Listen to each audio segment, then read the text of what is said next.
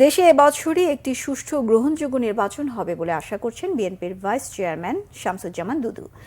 জাতীয় প্রেসক্লাবে এক আলোচনায় শামসুজ্জামান দুদু বলেন, অন্তর্বর্তী সরকারের প্রধান উপদেষ্টার প্রতি বিএনপি সহ রাজনৈতিক দলগুলোর আস্থা আছে।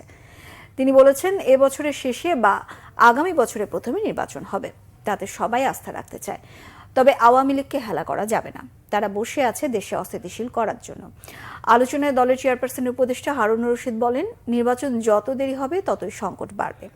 নির্বাচিত সরকার যতদিন না আসবে, সংকটগুলোর সমাধান সহজ হবে না।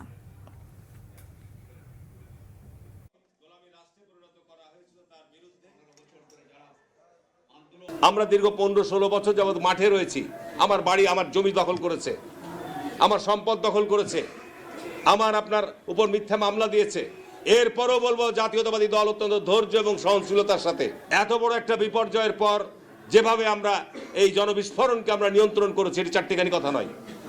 সুতরাং আজকে যারা এই বিভিন্ন রকমভাবে বিএনপিকে কটাক্ষ করে প্রতিপক্ষ বানিয়ে কথা বলতে চায়, তাদের অবস্থান জুলাইয়ের আগে কোথায় ছিল?